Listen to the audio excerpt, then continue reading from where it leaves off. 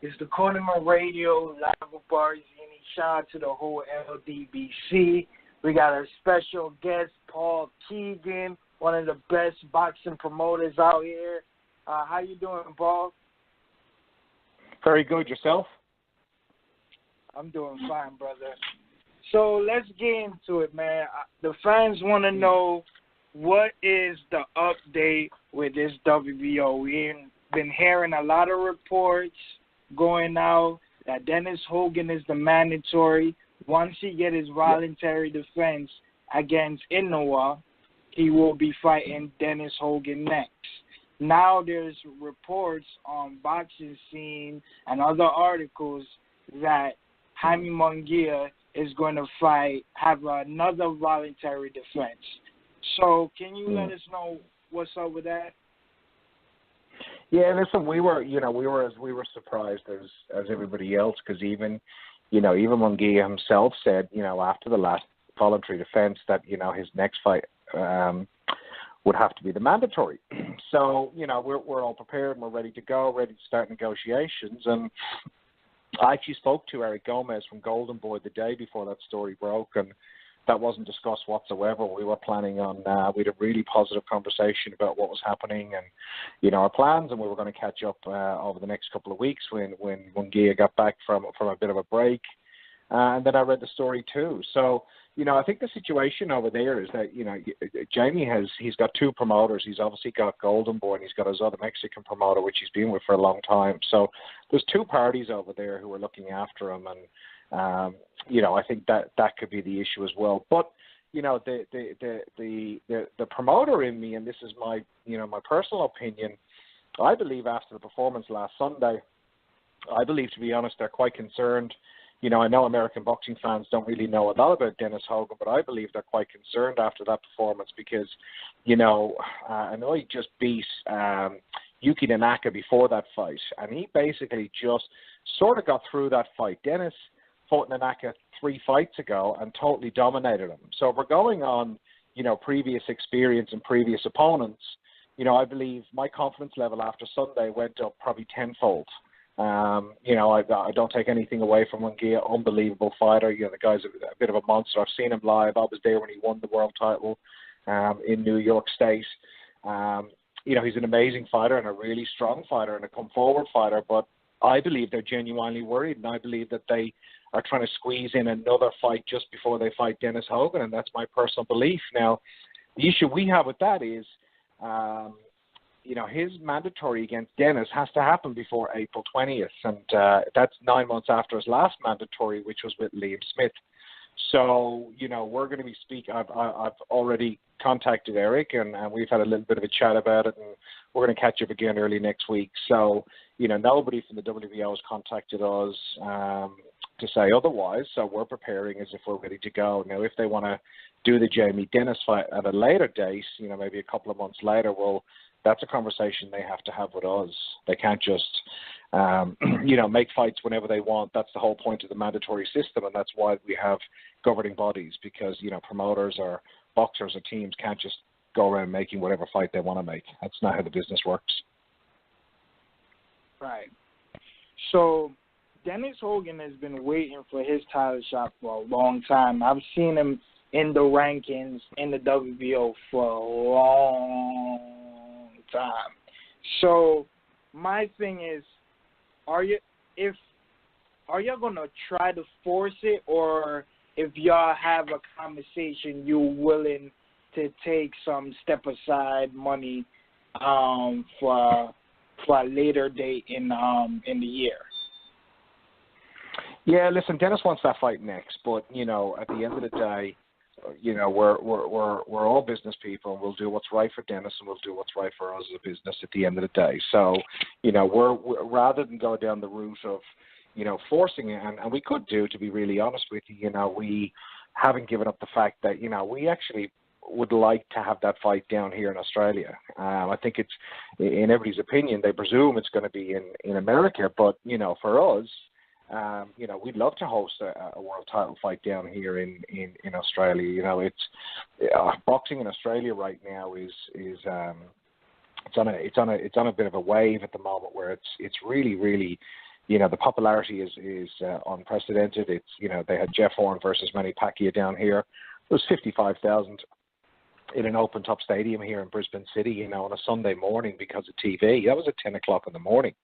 55,000 people turned up for that fight. So, you know, there's a big appetite for boxing in Australia right now, and there's multiple, you know, Australians in all the world rankings. So, you know, do we want to get down the route where we have to contact the WBO? Not necessarily. I'd rather sort of work this out between ourselves and Golden Boy and make sure that everybody's happy. And at the end of the day, we're in a strong position. Denis is mandatory. He has fought, you know, his last 3 fights that he fought were top 15 guys. You know, you read articles from the States and stuff, and people are like, you know, who is this Denis Hogan, blah, blah, blah. And, you know, for us, there's not many other fighters, you know, who are taking on top 15 fighters all the time.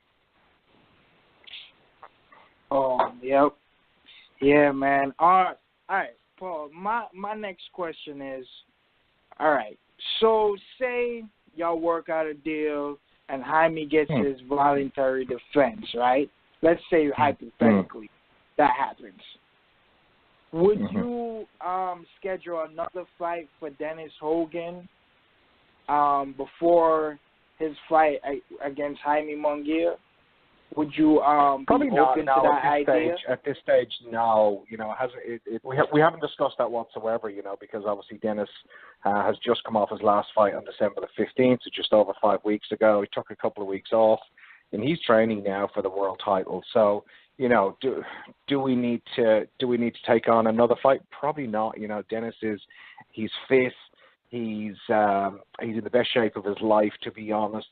Him and Glenn, who's his new coach, who, you know, that was their third fight working together, and that last fight was the best Denis Hogan I've seen in 8 or 9 years of working together. So there's no real need. There's nothing really Denis needs to, you know, I don't want to sound arrogant, but improve on, or they've got the game plan. They're ready to go now. So we don't need to take any unnecessary risks. You know, as you know, in boxing, anything can happen in boxing.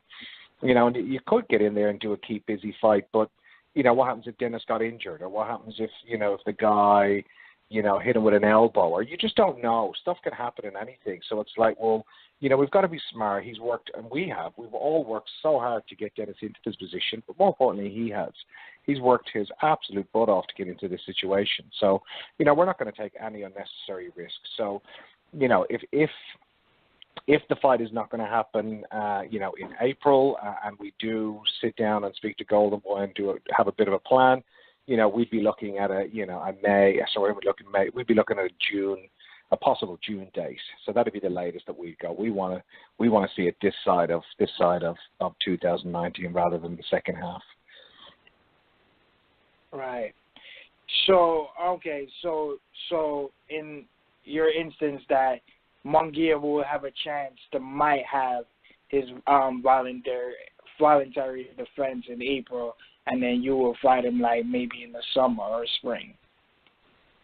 Well, that could be an option, but it's nobody has discussed that option with us. And you know, based on the WBO's own mandate, Jaime has to fight us by April 20th. Well, unless he's going to fight on April the 13th, and then he's going to fight on April 20th, 7 days later. You know, I don't know where we go from there, but, you know, so I know that they want to keep him active, but what, you're going to fight once a week? You know, I don't think they're going to keep him that active. So, you know, we're keeping the communication lines open with Golden Boy. You know, great company to deal with, very easy people to deal with. So I'm sure that we'll all come to an agreement, and we'll all come to something. But at this stage, you know, we're ramping up for a world title fight. So. Right. So in the instances, why not just contact the WBO and tell them to enforce it? Because I really want to see Denis Hogan and Jaime Munguia. I've been waiting for. I interviewed Denis Hogan in the summertime. That's right. We spoke about it. We waited this fight for so long. Now it's 2019, and it's going to be. Probably by April, it's going to be almost a year that I did that interview telling the world on the American fan base that Denis Hogan is the mandatory. So why not just contact the WBO? Yeah, we can, and we haven't ruled that out. We haven't ruled that out either. By what we wanted to do was give Golden Boy and their team over there the opportunity to have a chat to us first before we went down the WBO route of having a chat with the governing body. But if we don't hear anything within the next few days, well, I'm going to have to, because we need some clarity as well. And we've got a very strong case that we want to put forward, that Denis is ready to go, and he's ready to go now. And all we're doing is sticking by their rules. We're not making up these rules. We're sticking by the WBO's rules, and by the rules, Jaime has to fight Denis is mandatory by April 20th. So, that's a week after he's scheduled to fight in Mexico. So, we haven't ruled that out, but what we wanted to do was, give the courtesy and respect to Golden Boy to come back to us with a bit of a plan and a bit of an answer as to what was going on, because I believe they were as surprised as we were when that Mexican fight got announced. But I'm not going to put words in their mouth. But oh, okay. So would you be willing to go to purse bid on this fight, so you can have this fight in Brisbane, Australia? Yeah, we spoke about it. Yep, 100%. So for us, again, in the past, Australian boxers, and you can hear from my accent, I'm obviously not Australian, I'm from Ireland, but living here for 18 years, following the sport and seeing Australian fighters come through, the common road the boxers had to follow here was get yourself world ranked and get over to the States, and get your shot. Well, the formula that was done beforehand with the Jeff Horn Manny Pacquiao proved that if you give people a really good event and worthwhile fights and really build it and really get behind it and put on a top class event, there's an appetite down here which is as strong as America. So, we're not ruling that out whatsoever. We're very confident as a team that, we can go to purse bids and we can host the fight. That'd be brilliant for us to host a world title fight down here. Not a problem at all. There's other options on the table where, we could go to New York, we could go to Boston. So there's multiple choices of where we can go. But 100%, if it came down to and we can't reach an agreement, and unfortunately we can't, we definitely would go to purse bids, and we've spoken about that as a team already. Okay. Yeah, man, that would be great, man. Was Jeff Horn the first, with Manny Pacquiao, was that the first WBO fight in Australia? World title fight? No, not world title fight, the WBO. No, I know WBO. Yeah, now we've got a very strong, we've got the WBO Asia Pacific down here. So a lot of the Australian fighters are ranked within the BO. The WBO brand is very strong down around the Asia Pacific region, down this region. So, there was an IBF world title down in Sydney, I think in August, if memory serves me correct, maybe August, September. So, there's been world title fights down here before, but in terms of a scale of 50,000, that an outdoor stadium, that's what people want now. They want the big events brought down here, and we would look at bringing something like that as well. So, Australian boxing right now, what the Manny Pacquiao Jeff Horn fight was able to do was tap into a lot of people's interest and, get the more casual boxing fan. As there's diehard boxing fans who will watch every show on TV and they'll go to any show, it doesn't matter where it is. But, what we're trying to tap into is the casual boxing fan who doesn't get to see boxing all the time and, maybe only tunes into the big fights or gets the pay-per-views. But the model that we have down here is really to get those people back into seeing regular boxing, because there's multiple world champions down here in Australia, and it's now we're going to try and give them that vehicle to reach their goals as well. So that's the whole point with DDP. So, to say, would it be easy to host a world title and to go to purse bids? Probably not, but at the end of the day, it's about throwing your hat in the ring, and we're confident enough with the team that we have around us, and that we could host that, and we could put on an absolutely massive event. Okay. Well, can you let the fans know how did you started your passion for boxing? What made you to choose being a promoter, and how did you fall in love with this sport, or are you? Well, yeah, let me know. boxing chose me, to be honest, and myself and my business partner Danny and Dennis, who is our business partner in DDP as well. So, growing up in Ireland, boxing was huge in Ireland, and I'm talking about back in the 80s with Barry McGuigan and stuff. And boxing, you go through the lines, and there's a serious history of Irish boxers. Now, what's happened with boxing over the last while is it's gone from terrestrial TV or free TV. I'm not too sure what you guys call it over there, but free TV, which, boxing used to be on all the time when I was growing up as a kid. Then it was gone to the sort of pay-per-view model. So, not that we lost interest, but, if boxing is not on, it's not seen as regularly on TV in Ireland and even in Australia as much as it is in the States. You guys are spoiled for choice over there. There's boxing on all the time. And when I go home to Ireland now, it's great because, there's boxing on Sky TV literally every night of the week. And, I miss that here in Australia where we don't get that. We now get a lot of the shows from the States on a Sunday morning. It's perfect timing.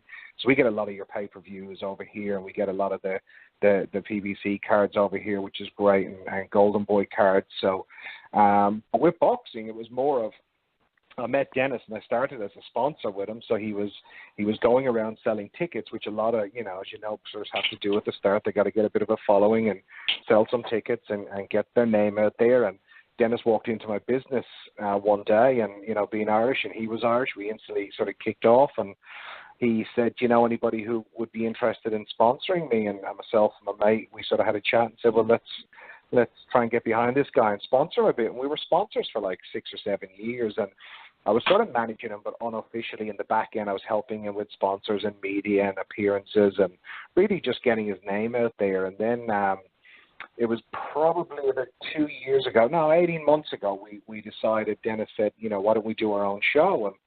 And I sort of sat there and went, no, man, I'm not doing a show. I don't want, because I knew what was going to happen. I knew how tough it is. Boxing promoting, which I've learned very quickly, is one of the most thankless things you'll do in the world. It's if it's a good show, it's the boxer's fault, and if it's a bad show, it's your fault. And that's an interesting sort of concept, but it's a really tough gig. But I love boxing. I think it's an amazing thing. I love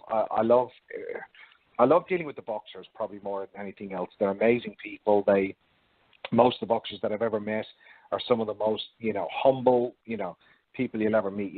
We've got tennis. Let me give you an example. So tennis in Australia is an absolutely huge sport, and, I watch tennis and you've got all these tennis players who have been handed absolutely everything in their life, and they act like spoiled brats on the court, and, boxers, they've got to fight for everything they get, a sponsor, ticket sales, a good fight, a food sponsor. So I love dealing with them because they're so hungry, so humble, and if we can improve their career in any way, that gives me more satisfaction than really anything else. So that was the concept of setting up DDP, was more for the boxers rather than, for ourselves. We didn't sort of sit down and say, right, how do we come up and make $1 million a year from this?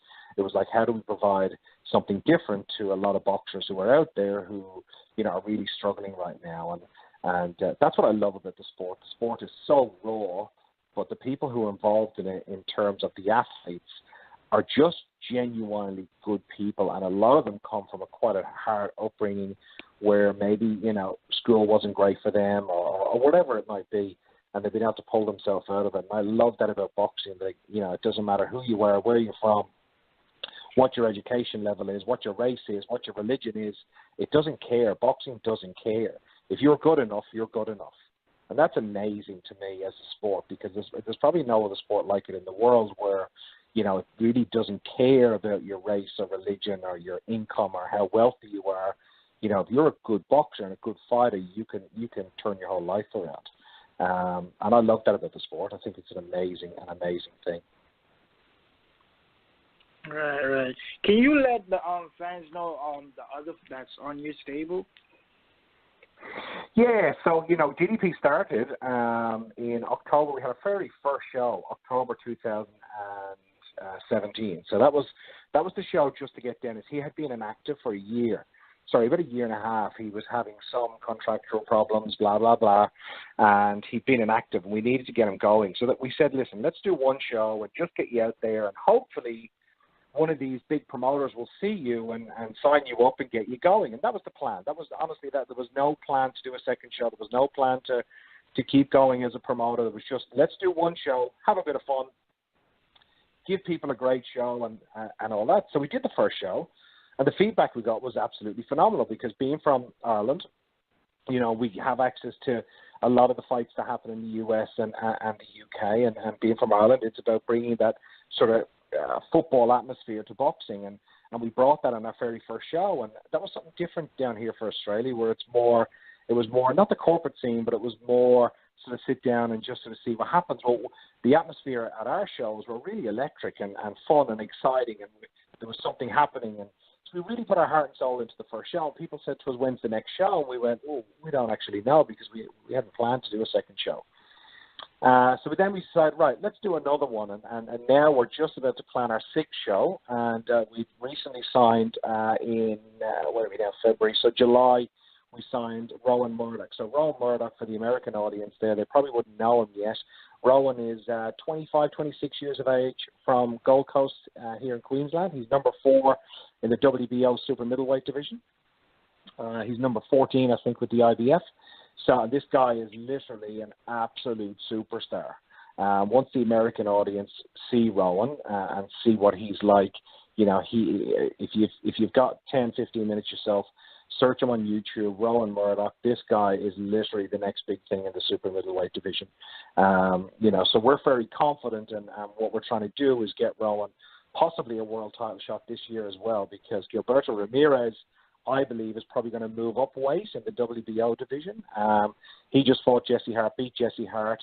Jesse Hart has publicly said that if Ramirez moves up, he's going to move up and follow him because he wants another fight, which basically could mean that Rohan, as number 4, could, you know, take on the number 3 in a vacant title fight. So, you know, we could possibly have Denis Hogan and Rohan Murdock within the next sort of 3 to 6 months, both fighting for world titles within the WBO. So we've got those two guys. We signed a couple of weeks ago a girl down here in Australia. Her name is Didi Hobbs. Didi Hobbs is number 6 with the WBA. She's the WBO Asia Pacific super featherweight champion. This girl is, we're planning this girl to hopefully eventually, her goal is to have a fight with Katie Taylor, who's the biggest name in female boxing right now, and he is fighting over in the States very soon. So we've recently just signed Didi there, and she is probably the most dangerous female boxer in Australia. We're finding it very hard to match her because nobody wants to fight her. And they're our main 3 guys, and then we're looking at sort of signing the next generation of stars coming through. So we wanted to focus on them, but really Denis Hogan and Rohan Murdock. So within 18 months, we're sort of going to be up to, you know, 3 world-rated fighters, and Didi, we're quite confident that we can get her a world title shot as well this year. So if we can get all those 3 guys world title shots this year, you know, that's our job. Their job is to go and win these world titles. Our job is to get them into a position to fight for these world titles. But you know, we'd be super impressed and quite proud if we can get them there all within, you know, our first sort of 18 months of being boxing promoters. Right. Man, you will have 3 stars and 3 world champions. DDP is going to be on the rise. Yeah, well, that's the plan. That's the plan. If we can do that, you know, then hopefully, you know, we can. And we're still learning. You know, we don't have an ego. You know, we don't pretend that we're somebody that we're not. We're definitely making mistakes. We're trying, but you know what I say to all the fighters is, you know, I can't promise you absolutely anything. And you know, when you sign with DDP, we're not going to make you promises that we're going to turn you into an overnight millionaire. But what I will promise you is that us as a team will go to war for you every day. Every single day, we will go to war for you. If somebody's having a go at you, I will stick up for you. If somebody's putting you down, I will stick up for you. If somebody is taking the piss out of you, as we say here in Australia, if someone's just not showing you that respect, it's my job to, you know, to protect you. And you focus on fighting, and you know, we'll go to war for our fighters. And we've got a great culture down here. The people that we've signed, you know, are amazing people. They all have amazing stories. You know, Denis, a recovering alcoholic who turned his life around, who emigrated to Australia with literally a bag, you know, is the #1 fighter in the world right now and mandatory to Munguia's world title. Didi Hobbs, who works full-time number 6 in the world, and she works full time because that's reality of boxing in Australia right now. ROHAN MURDOCK, who is not sponsored to the hilt and has to do personal training, and all these guys are amazing people, and all they want is just an opportunity, and that's what hopefully we can provide for them as an opportunity. You can't guarantee anything in life, but if you can give people a good opportunity and they're hungry enough, hopefully, they take that opportunity and change their life around, and then we're all winners, So we're not trying to pretend anybody that we're not. We're nowhere near the level of other promoters. Even here in Australia, there's promoters who've been around for 10, 15, 20 years. We've been around for 18 months. But what we're trying to do is, as a boxing fan, I look at it as a boxing fan, and it should be about the boxers. Boxing needs to get back to being about the boxers. Nobody else cares. No one cares about promoters. No one cares about managers. I'm not trying to upset anybody, but no one cares about Paul Keegan or any of these promoters. No, they care about the fighters. The fighters are the story. So give the fighters the platform to showcase their skills. Treat them like superstars, because if you treat them and they carry themselves as super, fans will look at them as superstars. But if we look at boxers as second-class citizens, or they're just there, and then we move on to the next one. Well, where's the story in that? So our goal at DDP is to treat these people like they should be treated. They're professional athletes. They're people. They're professional athletes who put everything on the line every single day, and all they want is an opportunity. Boxing is that kind of sport where it's once in a lifetime, and these people sacrifice I see Rowan and Denis and Didi training every day just for an opportunity, not a guarantee, and that's where it's different to these other sports where, stuff is handed to them, your football and American football and cricket and tennis and soccer, where these guys are on, hundreds of thousands of dollars a week, and a boxer is just going out there and training himself just for one opportunity to change his life around. So, that's what we're trying to create at DDP, is a culture of working with amazing people and just giving these guys a bit of an opportunity. Right. Well, I saw in the article, right, that Gary O'Sullivan won a piece of the pie, wants to fight either Denis Hogan or Jaime Munguia or the winner. Let's say Denis Hogan beats Jaime Munguia. What do you think about that matchup? And he's also signed with Golden Boy as well. So what's your thoughts on that? Yeah, and him and Denis have actually sparred, because Denis, before his interim world title fight against Jack Cocaine in Germany, he went over and he trained at Pascal Collins' gym, who's Spike's trainer, Stu Collins' brother, and he trained at Celtic Warriors gym in Dublin, and obviously Spike is based out of there. So they've actually sparred before, and, I've got a lot of respect for Spike. I know Spike is very outspoken on Twitter and all that kind of stuff, and he gets himself fights, but the respect him and Denis have for each other, that fight's very easy to make, and that's something that we've looked at already, because we believe, Denis gets past Munguia. We would love to do, because yes, they're with Golden Boy, we would love to do as Denis's first defense. He's always said it. When I met him 8 years ago, he goes, mate, I want to win the world title. I don't care where it is. My first title defense has to be back in Ireland. We have to make that dream come true. So there's never been an All-Ireland world title fight before. Spike is from Cork, which is in the very, very south of Ireland. Denis is from Kildare, which is up, beside me in Dublin. There's never been an All-Ireland world title fight. We would love to do that. We would also love to do it in Ireland. That would be absolutely massive. And, with Golden Boy, they've also got Jason Quigley signed as well, who's based in the UK, but from Donegal. So there's a deep tradition there with Golden Boy and Irish boxers. And, Denis gets past Munguia. That is a really easy fight to make for Denis's first title defense in Dublin. An All-Ireland world title fight, that would absolutely be huge. Plus, it'll be an amazing fight between the two of them. I think Spike's going to be a lot stronger coming down to light middleweight than he was at middleweight. And he's obviously had a couple of defeats at middleweight, but I believe coming down, he'll be stronger, quicker. I think that's a great fight. So we've already talked about that. And that's how confident we are. And it's not arrogance or it's not overconfidence on Denis's part, but we're already planning that world title fight back in Ireland. That's the mentality that we have to have. We can't just go, hopefully we're going to win against Munguia, and then let's see what happens. We're so confident as a team, we're already planning the next stage after he beats Munguia. That's our plan. Yeah, awesome, man. Yeah, I'm kind of interested in that fight as well, man.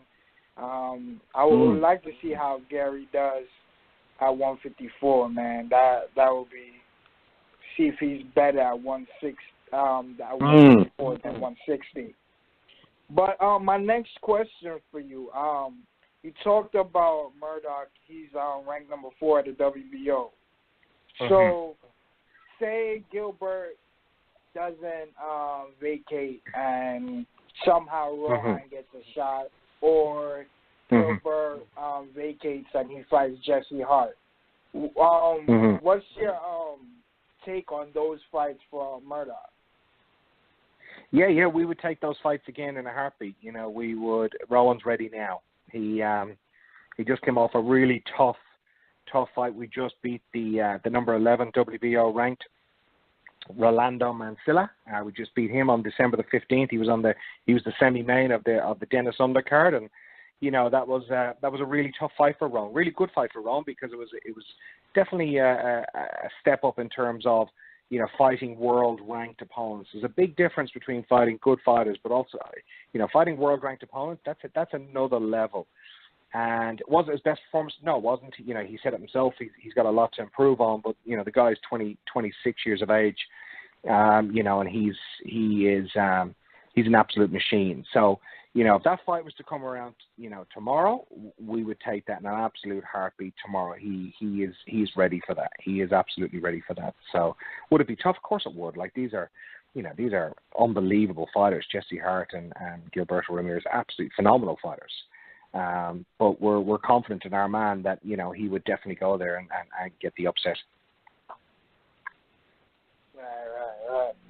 Now, I'm really friends with the unified champion Jarrett Hurd and his team. Well, his trainer is really like my closest friend, Ernesto Rodriguez. What's your take on the other champions at junior middleweight and at 154, Jarrett Hurd and Tony Harrison? Yeah, I think Jarrett Hurd is the best. You know, obviously being biased. You know, after if we're talking after Denis, you know, I'm obviously going to support my man through thick and thin, and I honestly believe, you know, he gives Jarrett a lot of problems. But Jarrett Hurd is an absolute superstar, I believe. Of the, you know, the probably the big difference. What I've noticed in the States with your super welterweights over there, and even some of they're just huge. Like Jarrett Hurd is he's a monster. Like, I don't know how he makes the weight. You know, these are just big guys. You know, even Munguia. Like, I was there when he beat Ali, and I was like, I'm thinking, is this guy like a super middleweight or something? You know, what's going on here? Like, they're so big, and you know, that's probably the main difference, and that's obviously conditioning and strength exercises and all that kind of stuff. But Tony Harrison, I think, was well deserved when he beat Charlo. That was a great fight, and I thought that was really cool that Tony Harrison won. You know, he was basically meant to go in there and not do anything, and to get that win, I was really happy to see that. But I do believe Jarrett Hurd is literally the benchmark of the super welterweights right now, and I've nothing. You know, I'm not one of these guys, or either as Denis or our team down here, to get out and start, you know, putting down other super welterweights. That's not our style. We can pretend we're like that, but we're not really. We're respectful people. Jarrett Hurd is the benchmark, and you know, Denis has said, you know, his plan is really simple: beat Munguia, world title defense back in Ireland against Spike O'Sullivan. He beats him, and then he wants a unified fight with the best in the world. Right now, that's Jarrett Hurd.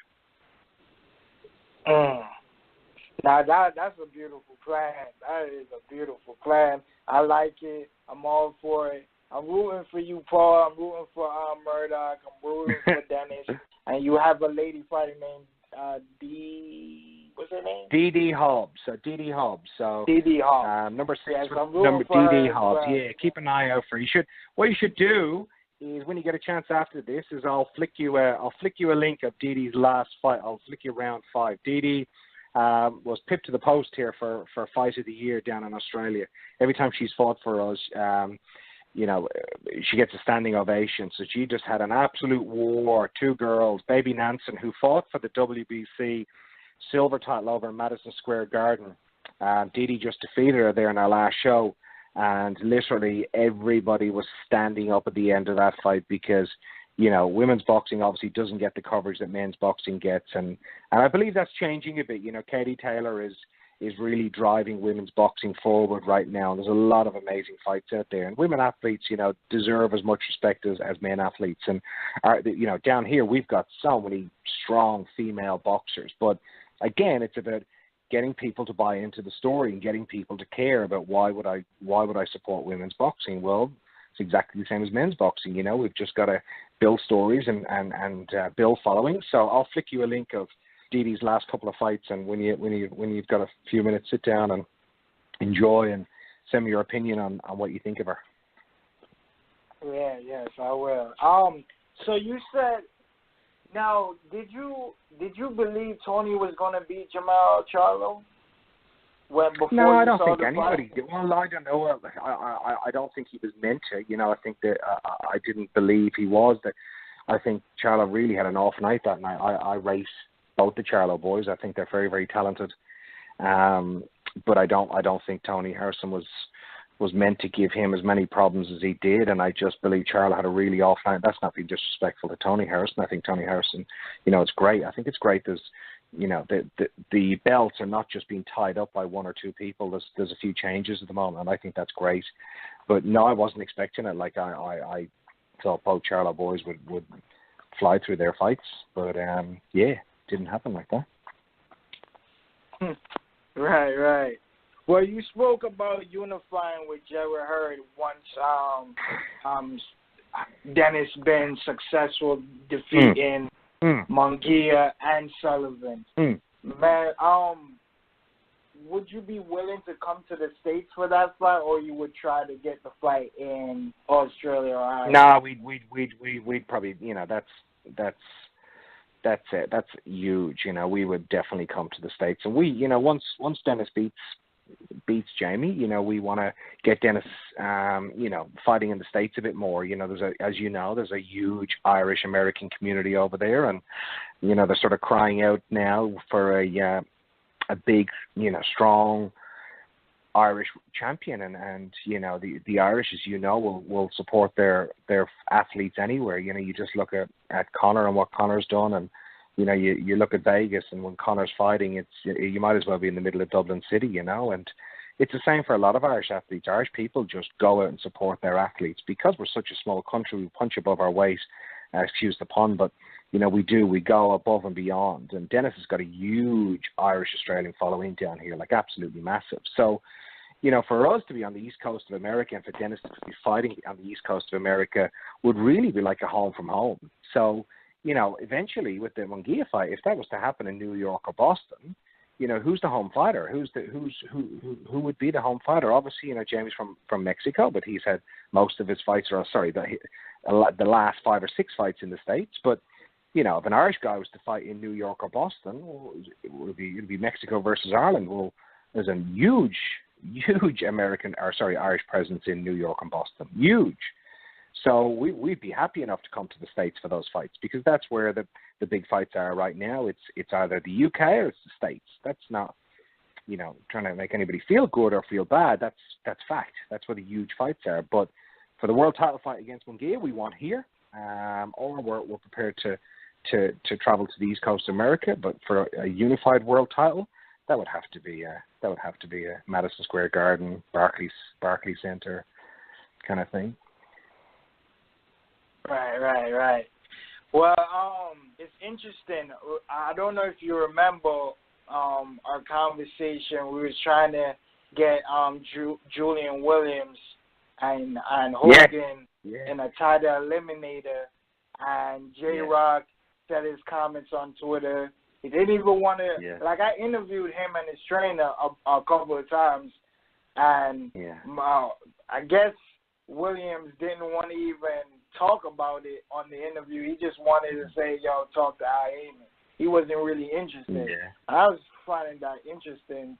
But now Julian Williams is fighting Jarrett Hurd. Can you tell me your thoughts on that matchup before you go?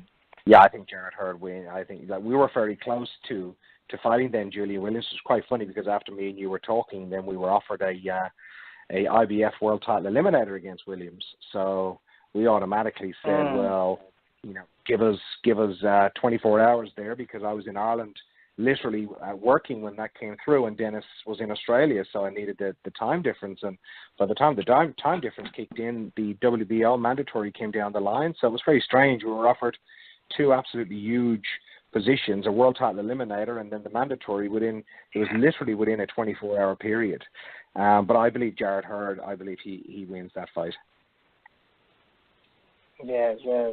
It is interesting because I even hit you up and Denis. I was like, yo, y'all ranked number 3 in the IBF. Like, this is unbelievable. Great things were going on for Hogan, man. Yeah. But I don't want to take too much of your time, Paul. Can you give the fans your social media and your next event, and where they can find you, where they can follow you, and where they can look forward to you some more events of your fights and everything? Yeah. So our fights are for the boxing fans in the States. You know, our shows are on epicenter.tv, which is our broadcast partner down here in Australia. So all of our shows are on there. They're free. So if you want to jump on and check out the DDP shows, and again, you know, we've only done 4 or 5 shows, but we're trying to bring our style of boxing to Australia, and our style of show where it's entertainment, and that's what boxing is at the end of the day. It's entertainment. You know, going back, and you were sort of asking me about my love for boxing and stuff. You know, in Ireland, as a young kid growing up, and even as a teenager, you know, when Mike Tyson was fighting, you know, every boxing fan in Ireland used to get up at 3-4 o'clock in the morning to watch a Mike Tyson fight. Why? Because it was a Mike Tyson fight, and it was entertainment, and it was thing. And I just think where the UFC maybe it definitely won't overtake boxing ever, but, you know, where UFC is caught up, or where they've taken a lot of fans, is it's entertaining. I think we've lost a little bit of that, where we've lost a lot of entertaining characters in boxing. And we've also, you know, sort of, I don't know, we look down a little bit on boxers showing their personality. It's like we look at them with arrogance and stuff. We've got to remember that, you know, these guys are athletes and they're entertainers at the end of the day. So, you know, we're trying to bring our style of shows to Australia. We'd love to do some co-promotions overseas, and, you know, hopefully eventually we're over there. We're fighting for a world title in the States, and we can catch up with you face to face and have a chat to you. And but yeah, if you guys want to jump on epicenter.tv, you'll see a lot of boxing there. Our broadcast partner here in Australia, and all of our shows are free. And jump on and have a look and see Denis's last performances and what he does. And, you know, we're very confident that we're coming over there, and we're not coming over to face Munguia just to make up the numbers. I know, you know, my job is to keep an eye on Denis and not look after him, but just make sure that, you know, he's being protected and stuff. And, you know, some of the stuff when Denis was announced as mandatory for Munguia, you know, from that side of the world was, who the hell is this guy, you know? And boxing's a bit bigger than the States. I'm not saying there's anything wrong with America. I love America, but boxing's bigger. You know, it's huge in the UK. It's getting bigger in Australia. And there's a big, bad world out there, you know, and we're coming over to show that we're not here to make up the numbers. We're coming over to win a world title. We're coming over there to show what we got, and we believe our man is going to get the job done. After what I've seen on Sunday, I believe he absolutely schools Jaime Munguia. He absolutely schools him. Definitely, man. Thank you again, Paul. Mate, no problem. I really appreciate you having me on. I really, really do appreciate it. Letting me talk about our guys, Denis and Rohan and DD. I do. I really appreciate it. Yeah, we definitely got to have you back on here, Paul, because you look like a very person I would love to talk to about boxing, about even beside your fighters and your stable, man. Just to talk boxing with you is going to be an absolute honor, man. But thank you for coming on the Cornermen Radio. And you have a blessed day out there and a great week out there. Weekend, because it's weekend over here. Weekend, mate. We're Saturday afternoon here, 35. Okay, good talking to you. Thanks for having me on. I really appreciate it. All right, Paul. You have a great day. Thank you very much. Bye-bye.